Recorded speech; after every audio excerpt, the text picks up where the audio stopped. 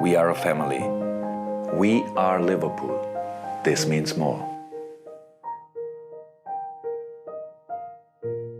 본격적인 박싱데이 일정을 시작한 프리미어리그. 리버풀은 12월 1일 안필드에서 유로파리그 경기를 소화하고 12월 3일 풀럼을 상대했으며 12월 7일 셰필드 원정까지 12월이 시작된 지 이제 고작 일주일밖에 지나지 않았지만 벌써 3경기를 소화하고 있습니다. 1월에 있을 보다 긴 휴식기 전까지 매주 3경기 가까이 소화해야 하는 빡빡한 일정 속에서 리버풀은 쾌조의 스타트를 보이고 있습니다. 오늘 상대는 최하위권의 셰필드 유나이티드였지만 당장 또 토요일 12시 30분에 크리스탈 팰리스 원정이 있는 터라 체력 부담을 최소화시켜야만 했습니다. 살라, 소보슬라이 등등 주력 선수들의 체력을 감안하여 60분 안팎으로 관리를 해주며 2대0 클린시트까지 기록한 최고의 결과물을 가져다준 셰필드 유나이티드전. 오늘은 이 경기 속에 있던 유틸리티 센터백 고메즈의 움직임과 풀백과 미드필더를 오가며 하이브리드 역할을 완벽히 소화한 아놀드의 포지셔닝에 대해 보다 자세히 살펴보도록 하겠습니다. 경기 직후 만든 영상이라서 자세한 내용들은 추후 더 보강될 예정입니다. 유틸리티 센터백. 향후 리버풀만이 아닌 3-2-2-3 변형 3백을 활용하는 팀들의 경우 모두 유틸리티 센터백을 찾아 나설 수밖에 없습니다. 이는 풀백에게 가중된 영향력을 줄이기 위함이라고도 볼 수 있고, 박스 미드필더를 활용하는 가운데 후방에서의 안정적인 킥력을 토대로 역습을 막아줄 스토퍼의 활용 가치가 더 올라왔다고도 볼 수 있습니다. 셰필드 원정에서 우리가 유심히 지켜봐야 했던 선수는 바로 조 고메즈. 리버풀이 데리고 있는 유일한 유틸리티 센터백 자원으로 좌우 풀백, 그 와중에 인버티드 풀백으로 중앙 움직임도 가능하며 좌우 센터백, 어느 위치에서든 가리지 않고 출전할 수 있는 최고의 선수 중 하나입니다. 셰필드전에서의 고메즈 움직임을 토대로 클롭이 바라보는 다음 전술적 방향성, 이적시장 흐름을 예상해봅시다. 우선 이날 전체 라인업을 살펴봐야 합니다. 엔도가 6번으로 스타팅, 누네스를 대신하여 각포 스타팅, 치미카스 대신 고메즈 스타팅. 이는 완전히 셰필드와 같이 우리가 높은 점유율을 토대로 상대를 눌러앉힐 수 있는 경기에서 나올 수 있는 강력한 라인업이기도 하고, 고메즈를 로버트슨으로 바꿨을 때 리버풀이 꺼내들 수 있는 베스트 라인업에 가장 근접한 선수 구성이기도 합니다. 엔도는 6번에서 적응을 맞춰 자리 잡고 알리스터가 8번 10번 유형으로 박스 미드필더의 왼쪽을 소화해주는 그림. 그럼 대체 왜 오늘 라인업을 이와 같이 구성했을까? 다가올 주말 경기를 위해 체력 안배를 했다는 요소를 제외한 전술적인 파트에서만 보면, 첫 번째로 왼스토퍼 포지션에서의 수비 강화, 두 번째 유기적인 스위칭 플레이, 세 번째 아놀드 하이브리드 롤 극대화. 넓게 본다면 이와 같이 세 가지로 해석할 수 있습니다. 첫 번째, 왼스토퍼 포지션에서의 수비 강화. 포메이션 상으로 고메즈가 왼풀백이 위치하게 되었을 때 우리가 왼쪽에서 공격적으로 이점을 볼 수는 없습니다. 고메즈를 왼쪽에 쓰게 된 것은 여러 이유에서도 수비 강화, 그리고 단순한 미끼 역할, 이 두 가지가 가장 큽니다. 셰필드가 리버풀을 상대로 발생시킬 수 있는 변수는 리버풀이 볼 소유권을 가진 상태로 과도하게 많은 숫자가 상대의 중앙에 포진되어 있을 때 소유권을 빼앗고 그대로 빠른 역습을 가져가는 것, 세트피스 득점을 위해 센터백들이 다수 페널티 박스에 들어와 있을 때 소유권이 불분명한 볼을 획득하여 빠른 역습을 가져가는 것, 그리고 다양한 세트피스 상황에서 공중볼을 따내고 득점하는 것, 역습, 세트피스, 이게 끝입니다. 따라서 클롭은 조고메스를 넣어 세트피스 상황에서 발생할 수 있는 공중볼 경합 혹은 그라운드 경합에 대처하겠다는 의사가 명확했습니다. 경기 장면으로 보시면 전반 7분 프리킥 상황에서 리버풀의 센터백은 모두 박스 안으로 들어가고 역습에 대비하여 왼풀백인 조고메스가 후방에 있습니다. 만일 우리가 치미카스를 기용했더라면 오히려 치미카스가 코너킥을 처리하고 다른 미드필더 자원이 최후방 블록을 형성하거나 치미카스가 최후방 블록에서 역습을 차단해야겠죠. 하지만 고메즈를 기용하게 되면서 키커는 소보슬라이, 아놀드로 안정적인 활용이 가능하게 되고, 만일 코너킥, 프리킥에서 볼 소유권이 상대에게 넘어가더라도 빠른 발을 토대로 공간 커버에 능한 고메즈가 최후방에 있기 때문에 리스크를 꽤나 줄일 수 있던 것이죠. 이는 전반전 11분 코너킥 상황에서도 볼 수 있었습니다. 조고메즈를 활용하여 다른 미드필더 자원들이 페널티 박스 근처에서 슈팅 기회를 잡을 수도 있고, 센터백들은 경합에 더 집중할 수 있고 후방 백업에 대한 걱정을 덜어낼 수 있었던 것이죠. 이는 조고메즈의 활용으로만 볼 것이 아니라 추후 리버풀이 왼발 유틸리티 센터백을 활용하여 왼쪽 풀백 자리에 출전시켜 이와 같이 후방 역습에 대비를 하고 세트피스나 보다 피지컬적인 상황에서 우위를 점할 수 있는 여지를 남겼다고 봐도 무방합니다. 특히 셰필드는 롱스로인을 활용하여 페널티 박스 안에서의 경합을 토대로 난전을 하기 위해 노력했지만, 이와 같이 유틸리티 센터백인 고메즈를 활용하여 박스 안에서의 공중볼 경합 우위를 선점할 수 있었던 것이죠. 수치상으로 보더라도 고메즈는 왼풀백으로 출전했지만 공중볼 경합 100% 성공, 태클 인터셉트 3회, 클리어링 5회, 공격적으로는 크로스 고작 1회. 실질적인 풀백 옵션으로 활용된 것은 아니지만 팀에 보이지 않는 영향력은 상당히 컸다는 것을 알 수 있습니다. 향후 리버풀이 어떠한 선택을 할지 모르겠지만 고메즈가 부상당하기라도 한다면 수비진 전체를 뛸 수 있는 유틸리티 자원이 빠져버리는 것이라서 다가올 겨울 이적 시장 유틸리티 자원 중 왼쪽 센터백과 풀백을 모두 소화 가능한 자원을 찾아 나설 확률이 매우 높습니다. 다음으로 미끼 역할, 풀백으로 나왔지만 공격적인 역할을 부여받은 게 아니기 때문에 고메즈가 할 수 있는 최선의 움직임은 상대 선수 한 명을 측면으로 빼내는 것, 그 이상 그 이하도 아닙니다. 애초에 반대발 풀백으로 나서면서 본인이 직접적인 공격 옵션으로 할 수 있는 파트가 별로 없습니다. 게다가 디아스 또한 풀백을 활용하며 측면에서 공격적인 움직임을 가져가든 직접적으로 풀백에게 패스를 건네주는 타입도 아니죠. 이와 같이 경기장 전체를 봤을 때 상대가 내려앉아 중앙 포켓 자체가 제대로 형성되지 않을 확률이 높고 좌측에서는 공격 옵션 효율이 지나치게 떨어지다 보니 클롭은 아예 아놀드에게 중앙 지향적인 움직임보다는 측면 지향적인 움직임을 지시하며 우측에서의 승부를 보려 한 것입니다. 따라서 좌측에 어떻게든 수적으로 과부하를 일으켜야만 했습니다. 볼을 일부러 좌측에서 소유하며 상대의 무게중심이 저측에 모이게끔 유도하여 우측 공간을 열어보려 한 것이죠. 경기장 장면으로 보시면 이와 같이 경기 내내 반다이크가 좌측에서 볼을 끄는 경우가 자주 발생하게 됩니다. 좌측에서 볼을 잡는 게 측면을 여는 데 있어 얼마나 효율적인 것인지 패턴으로 보시면 반다이크가 볼을 소유하는 상황 속에서 넓게 스위칭 패스를 하는 게 아닌 중앙 소보슬라이에게 전달합니다. 이후 소보슬라이가 살라와 주고받는 과정 속에서 오른쪽 측면을 보시면 각포는 완전히 넓은 공간 속에서 대기하고 있습니다. 이 장면에서는 소보슬라이가 살라와 주고받으며 중앙으로 움직였다 보니 상대 미드필더와 풀백이 중앙으로 좁힌 것인데, 만일 소보슬라이가 살라와 주고받지 않고 곧장 오른쪽 각포에게 연결했다면 상대와 1대1 매치업이 형성되어 꽤나 괜찮은 상황을 마주했겠죠. 이 부분이 어쩌면 누네스 대신 각포가 나온 이유이기도 합니다. 무한 스위칭 개념이 있기 때문이죠. 다른 상황으로 고메즈가 좌측에서 볼을 받는 상황에서 각포가 패스를 받고 중앙으로 좁혀 들어갑니다. 알리스터는 뒷공간으로 뛰어들어가며 상대 라인을 끌어주며 각포의 드리블 공간을 창출시켜주고 살라는 위로 움직이며 수비수를 중앙으로 밀집시켜주죠. 살라가 패스를 이어받아 엔도에게 연결해주는 순간 각포도 박스 안으로 진입하여 수비수의 시선을 이끌어주고, 이때 오른쪽은 소보슬라이와 상대 선수 한 명 1대1 매치업이 형성될 수 있는 상황이 마련된 것입니다. 이 상황에서 엔도는 각포가 만들어준 공간으로 움직여준 알리스터에게 패스를 했지만 상대의 좁은 공간에서 넓은 측면 공간을 만들어내기 위해서 리버풀은 이와 같은 작업들을 계속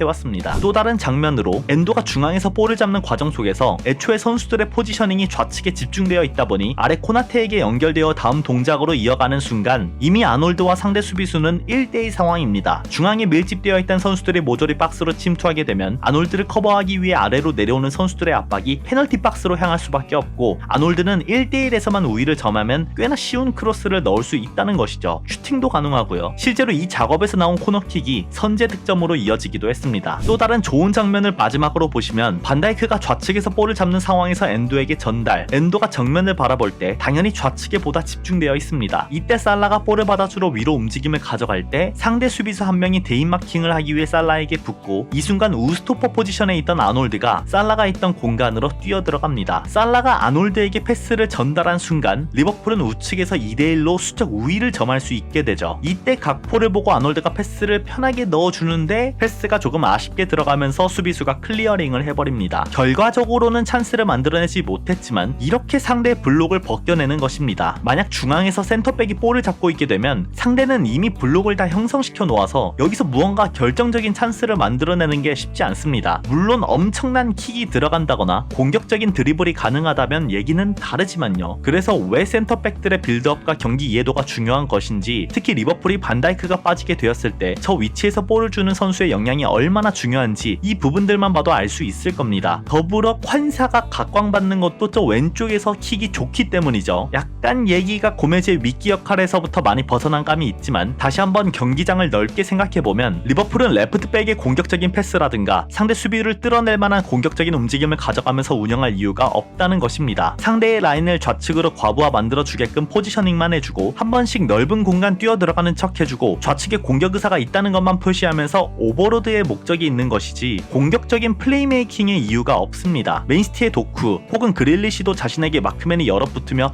좌측으로 몰리게끔 유도하는 것처럼 리버풀도 크게 다르지 않다 보니 다가올 미래 겨울 이적 시장 혹은 다음 여름 이적 시장에서 리버풀이 생각해야 하는 것은 무조건적인 왼쪽 유틸리티 자원이 될 것입니다. 어쩌다 보니 이 경기를 휘어잡은 아놀드의 하이브리드 롤에 대해 얘기하지 못하게 되었는데 이는 바로 다른 영상에서 더 깊이 다뤄보도록 하겠습니다. 그럼 안녕!